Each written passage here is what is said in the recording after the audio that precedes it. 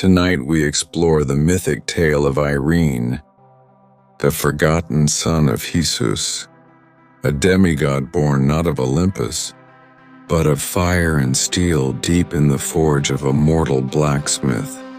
His task: steal the eternal flame from Mount Olympus itself to reignite the dying hearths of humanity. But what stood in his way was no simple quest. A three-headed guardian of the underworld, a jealous god in winged sandals, and a storm-summoning oracle who foresaw only one ending: Aryan's death.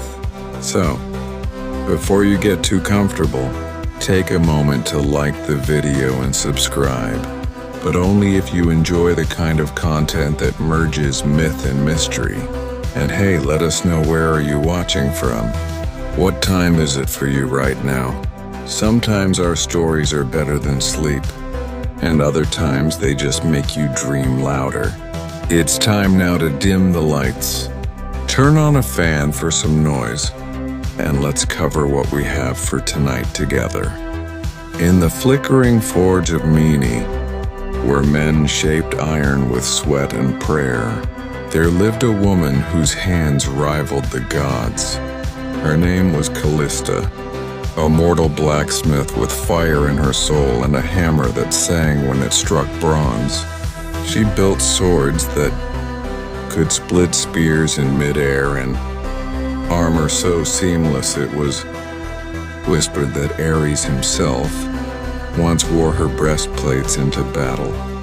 The gods noticed, but only one descended: Heistus, the lame god of the forge. The outcast of Olympus watched her in silence. He was not drawn by beauty. Callista was not a woman of perfumes or palace gowns. She wore soot like war paint and smelled of iron and pine smoke. But when she worked, Heistus saw something divine in her movements, something familiar. One night, as the moon hung low and red over the Aegean, Heistus entered her workshop, cloaked in smoke and shadow. He offered no gifts, no divine decree, only his presence. The forge flared brighter that night, and 9 months later, a child was born, Aryan. He did not cry, not at first. His eyes opened and glowed like coals, and the fire in the forge leapt as if recognizing its kin. The midwives gasped. One whispered, "He's touched by the divine." Another crossed herself, and the oldest among them muttered, "He's not meant to stay here long." Aryan grew faster than other boys. At 5, he could shape iron. At 7, he forged his first blade. Flawless, sharp, and oddly warm to the touch. He never played. He never lied. There was a stillness in him that made others uneasy. The village feared what they did not understand. They called him cursed, the son of a god who had no throne. Children avoided him. Priests refused to bless him.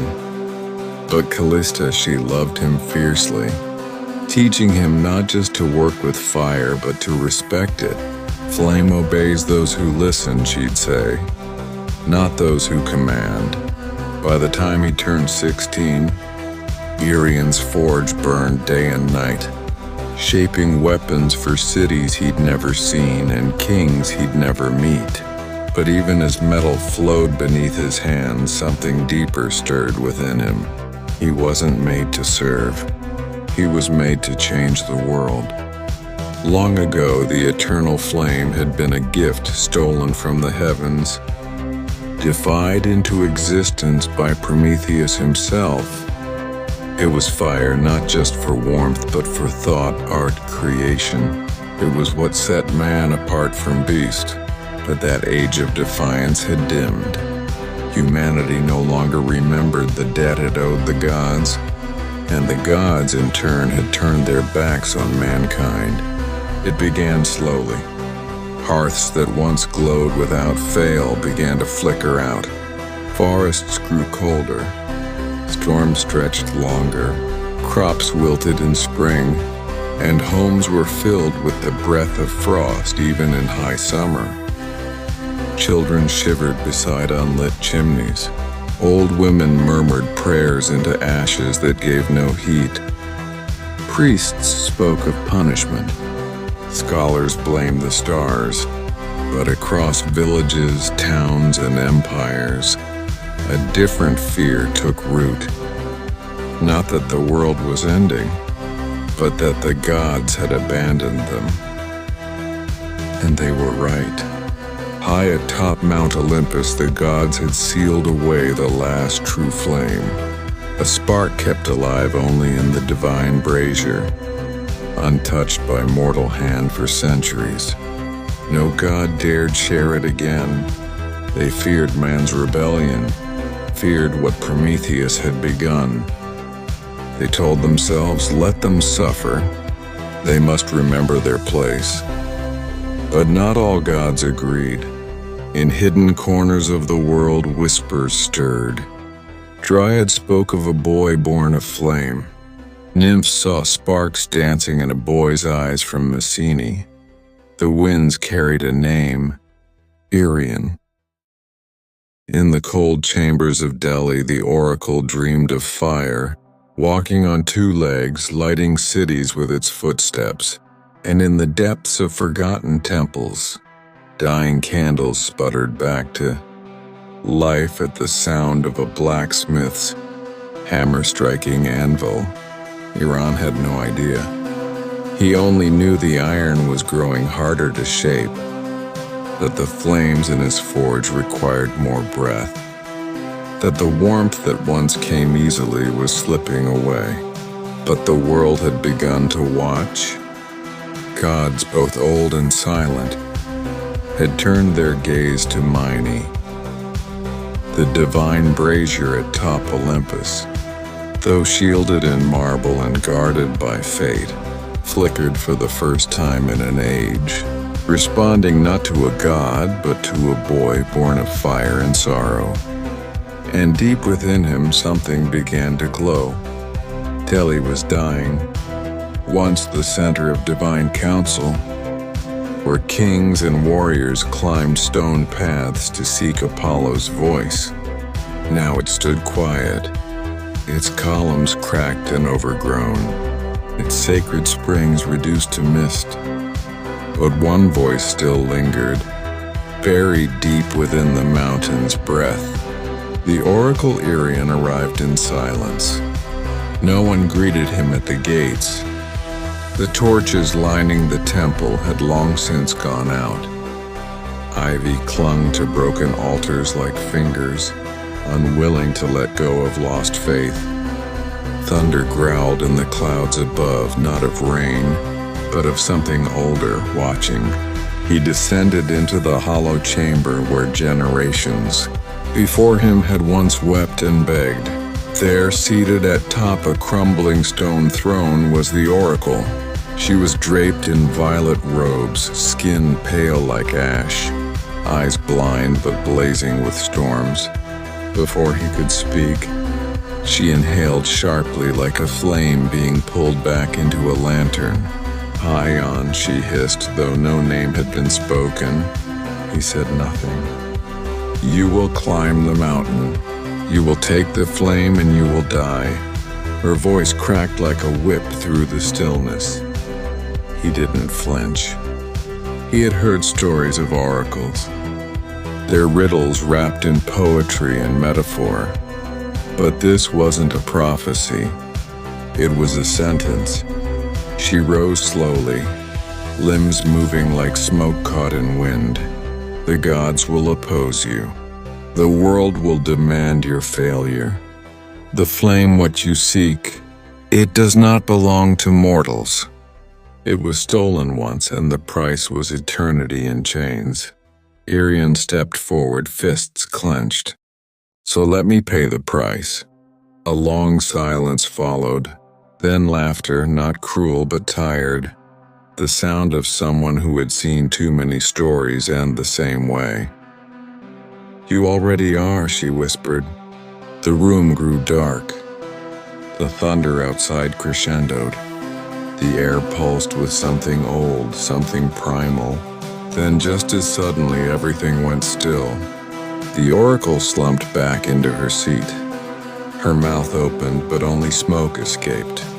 Her prophecy was done, and though Aryan left without another word, her vision followed him. In dreams in flame, in every shadow cast by his forge, the gods had spoken. His path was set, but not even Olympus could predict what a dying world would do when handed back its fire. Before one could ascend Olympus, one had to earn the mountain's recognition. And Olympus never bowed to the untested. Legends whispered that the base of the mountain was not stone or snow, but soul. That beneath its foundation was a gate sealed by silence and guarded by the oldest, fear in creation, Cerberus, the hound of Hades. No one could pass that gate without first touching death. Aryan did not question it. He had studied myths the way blacksmiths study heat closely, wearily. He knew what waited beneath the roots of Olympus. But to reach the eternal flame, he would have to descend not metaphorically, but into the very underworld itself. So he prepared not with armor, but with craft. He spent 3 days and 3 nights forging a collar. Not for battle, but for submission. It was made of obsidian, iron, and the final ember from his mother's forge. Into it he carved 3 names, one for each of Cabarrus's heads. He whispered them aloud as he worked. Memory, loyalty, grief. On the 4th day, he stood before the shadowed mouth of a cave said to lead downward forever. The wind here was cold, but it did not sting the skin. It scraped the soul, and the air smelled not of rot, but of forgotten prayers. He entered deeper and deeper. He walked past bones that glowed faintly in the dark, past torches that lit themselves without flame until he heard it. The breathing, slow, massive, layered, like 3 storms dreaming in unison, Cabarrus. He stepped into the clearing and found the beast sleeping on a bed of ash and bone, each head twitching in a different rhythm. Its fur was blacker than absence. Its eyes were closed, but its ears twitched. Aryan did not draw a weapon. He approached, knelt, and held out the collar. Then softly he began to hum. It was the song his mother had sung to him as a child. The one she sang when night made the world feel too big, too cruel. The middle head stirred. The left opened one amber eye. The right snarled, then stopped. They listened, and in that silence, Aryan slipped the collar on. Cabarrus exhaled, and the door behind him opened, not with rage, but with respect. Aryan had touched death, and death had stepped aside.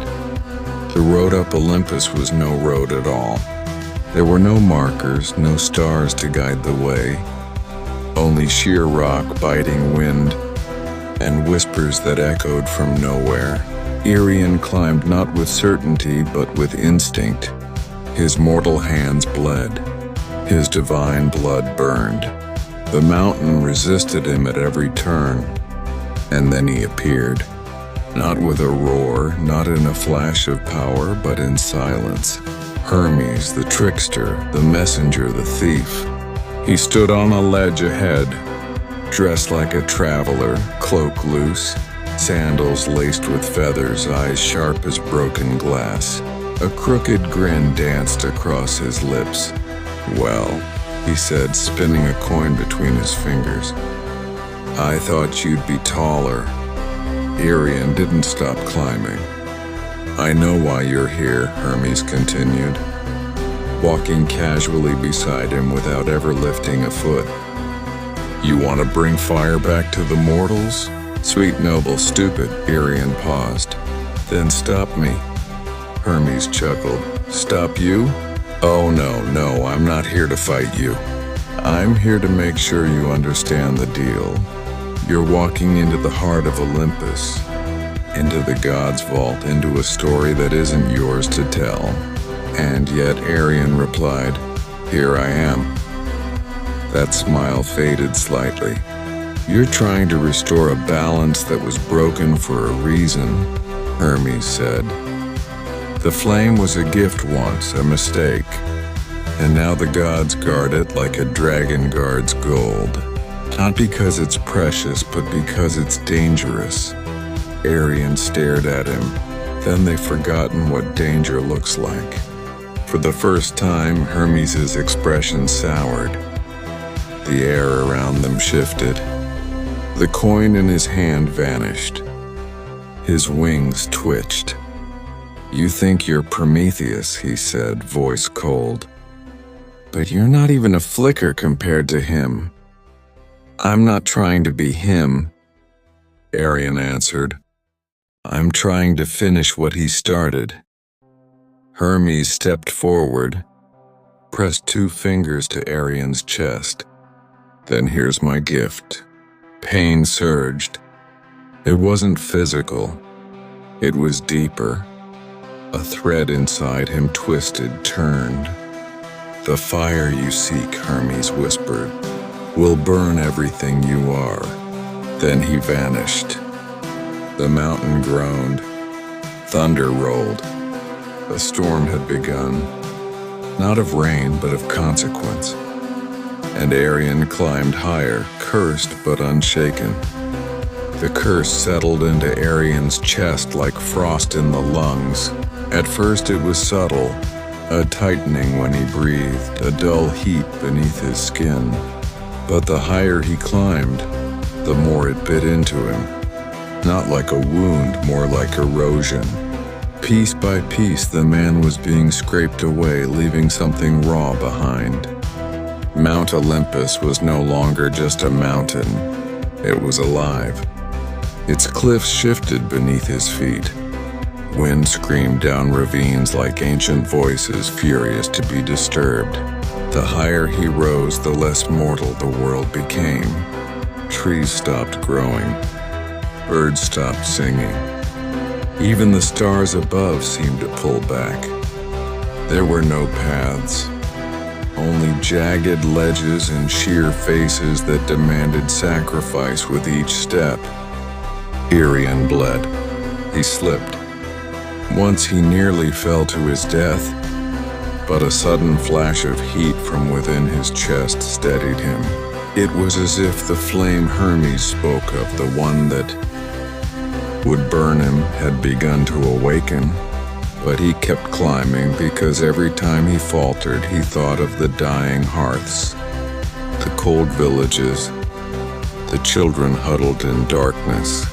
He thought of his mother, hands blistered, still forging warmth for a world forgetting what warmth meant. And still Olympus offered no mercy. Storm clouds gathered above. Lightning danced along the ridge like gods pacing in frustration.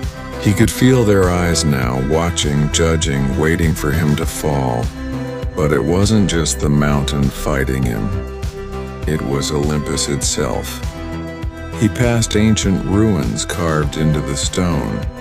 Temples long abandoned by faith, their altars cracked, their gods forgotten. Statues of Athena with eyes chipped out. Columns of Zeus split by time and silence. Aryan realized something no one else had dared to say aloud. The gods weren't powerful anymore. They were afraid that a mortal might bring the fire back without their permission, that someone not born in their halls might carry the light that once defined Olympus. And in that fear they threw their worst at him. Ice, thunder, visions, voices, but he climbed. With hands torn and heart smoldering, he rose above the clouds. and in the distance, lit not by sun but by divine flame, he saw it. The brazier burning, waiting. It was not what he expected. The summit of Olympus wasn't carved in marble or guarded by gods clad in gold. There were no trumpets, no gates, no thunderclaps of divine welcome. There was only silence and the flame. It stood in the center of a windless clearing on a pedestal of blackened stone. The brazier looked ancient, older than language itself, shaped by hands no longer remembered. And inside it danced the eternal flame, not red, not orange, but white, pure, blinding, alive. It did not flicker. It watched. Aryan stepped closer. The heat didn't sear him. It entered him as if recognizing something long lost. His breath caught, his skin prickled. That ember Hermes had cursed into his heart now pulsed like a second heartbeat, calling to the flame like a lost sibling. He reached out. In that moment, time faltered. He saw cities built from firelight. He saw his mother's forge blazing in the dead of winter. He saw civilizations rising and falling, each one built around fire, and each one forgetting why it burned. He also saw the punishment. Prometheus chained to stone, his liver eaten daily by a vulture. The gods had called it justice, but Aryan saw it for what it was. Fear wearing a crown, he could turn back. He could let humanity adapt to the cold, forget fire, forget him. But then he heard the wind whisper her name, Callista, and he remembered who he was. He grabbed the flame and it took him. Pain screamed through his body, not like burning, like being rewritten. Bones cracked and reformed, his skin glowed, veins pulsing with light. He fell to his knees, roaring soundlessly as the flame poured into every part of him, erasing the boy, forging the fire bearer. He wasn't holding it anymore, he was it. The brazier flickered, then dimmed, then went cold, because the eternal flame was no longer chained to Olympus. It had chosen a new vessel. Aryan collapsed beside the empty pedestal. Smoke rose from his fingertips, but his eyes glowed like dawn. He breathed barely, but with each breath, a wisp of warmth spread outward into the wind. Down the mountain toward the world below, he had taken the fire, but not for himself, for everyone. Aryan did not walk down Olympus. He carried it with him. The moment the flame entered him, the mountain stopped resisting. Winds fell silent, the sky cleared. Even the stone beneath his feet seemed to shift and guide him, not with reverence but with recognition. He was no longer a trespasser. He was a torch. His body smoldered with divine heat, not the kind that scorched but the kind that stirred life. Wherever his foot touched earth, frost melted. With every breath, the cursed wind softened. The air smelled not of smoke, but of renewal, of rebirth. But he was not whole. His limbs trembled beneath the weight of what he carried. The eternal flame was not just fire. It was memory. He could feel every spark it had ever ignited. The first campfire in a prehistoric cave, the torch that lit Athens, the forge that built Troy, and he felt the cost of all of it. He saw the cities burned in its name, the temples razed, the wars fought with stolen fire and ambition. The gift of the gods had never been innocent, but this time he would not give it as a weapon. He descended through cloud and silence, past broken statues of gods who had once been worshipped, now crumbling in divine decay. He passed the cave where Cerberus had once guarded the gate, but the beast was gone. as if even death had stepped aside for what Aryan had become. He reached the world below, and there, in a frozen village where hearths had long turned to ash, people gathered around him, not in fear but in awe. He did not speak. He simply held out his hand, and a flame danced from his fingertips into the nearest hearth. It roared to life, then another and another. A chorus of warmth spread from home to home, city to city, across lands that had forgotten what it felt like to gather around a fire without praying first. Aryan burned. His hair shimmered like molten gold.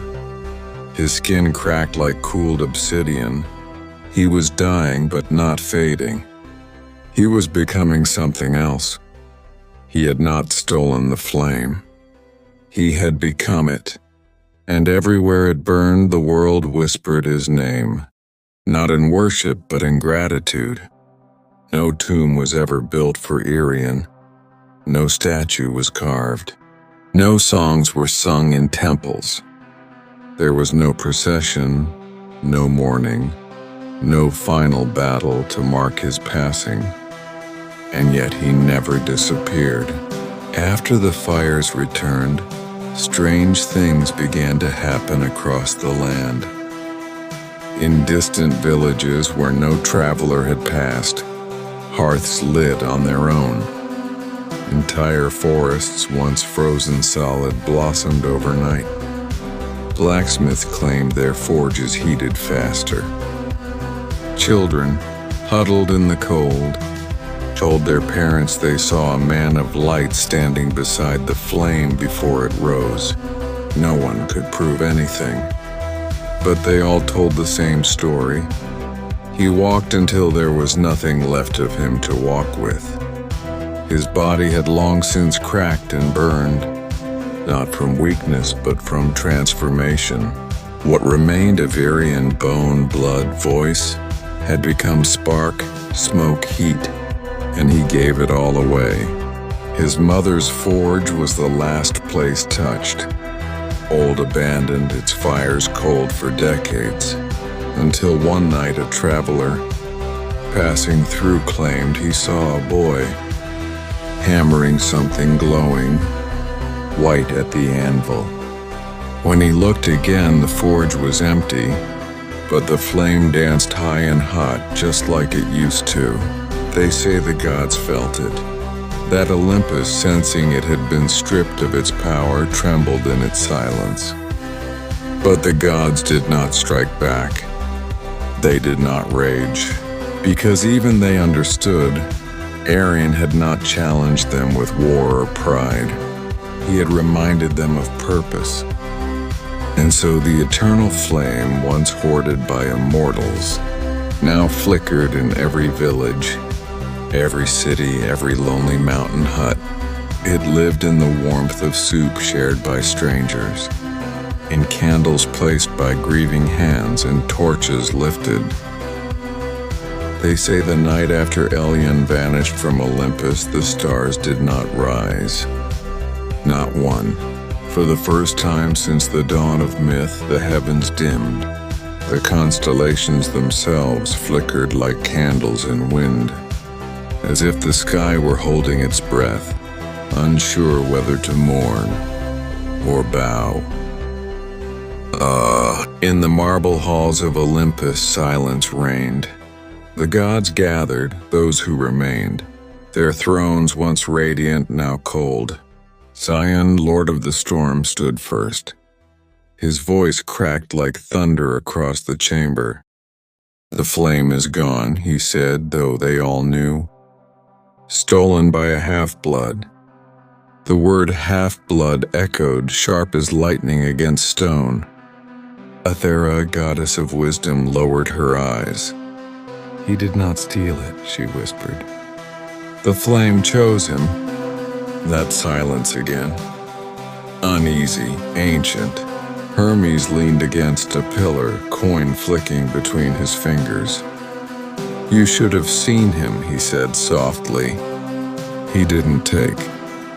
He listened. Sion's hand clenched. The storm behind his eyes stirred. He defied us. No, murmured Hester, limping forward from the shadows, soot still clinging to his hands. He reminded us. All turned to the god of the forge, Alien's father, silent for ages. Hestir looked older now, wearier, but there was pride in his scars. You all feared what would happen if mortals remembered how to burn, he said. Now look, the world glows again. And what of Olympus? Sion thundered. What is a god without his fire? Hestir met his gaze. Perhaps, he said, we were never gods, only keepers, afraid to share the light. The storm broke not in rain, but in grief. Lightning arced through the chamber, carving scars into divine marble. And for the first time in eternity, Zeus, Sion the Stormfather, said nothing. Below the clouds, the world began to heal. Snow melted on mountaintops untouched for centuries. Children who'd never seen warmth awoke to sunlight through their windows. Fields once barren now glimmered gold. And in the hearts of humankind, something ancient stirred, not faith, not fear, but my care. They built new forges, new temples, not for gods, but for craft. Not to worship the flame, but to understand it. Smiths spoke of voices in their anvils. Writers dreamed in sparks. Painters said their pigments burned with light unseen before. The gift of creation had returned, not divine, but shared. Yet not all fires bring comfort. In the shadows beyond Olympus, something watched, a shape older than the gods themselves. It had slept through ages of worship and silence, through the wars of men and immortals alike. And now, awakened by Elion's gift, it stirred. A voice like molten stone whispered from the void. They give flame to flesh again. And with flame comes hunger. The old gods had feared rebellion. But what approached was not rebellion. It was reckoning. Meanwhile, in the mortal world, a wanderer walked between villages. His cloak was gray. His eyes shimmered faintly like embers refusing to die. He never spoke his name. He only paused by each dying fire and whispered, "Stay lit." Those who saw him claimed warmth followed in his wake. Frost melting from rooftops.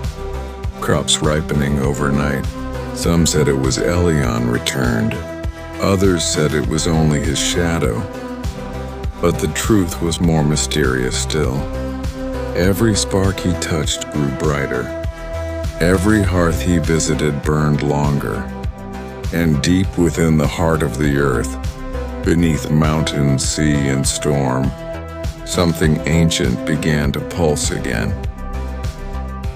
Not God, not man, but the balance. For the flame, once stolen, once silenced, now burned freely, and every time a mortal kindled light in the dark, a whisper rolled across Olympus like a forgotten hymn. He did not defy us. He completed us. Bosky's next, the Ashen God. In the next chapter, the gods face the shadow awakened by Elion's gift. A creature born from their own fear, forged in the ashes of forgotten worship. And the only one who can stop it is the man who became fire. Would you like me to continue directly into Count Part 3, The Ashen God, where Elion confronts this ancient force like a mythic embodiment of divine fear and forgotten faith? It would keep the same cinematic storytelling tone. Absolutely. So here begins Part 3, The Ashen God. The next chapter in The Flame of Aryan. The tone remains the same, mythic, cinematic, poetic, and meant to be heard as much as read.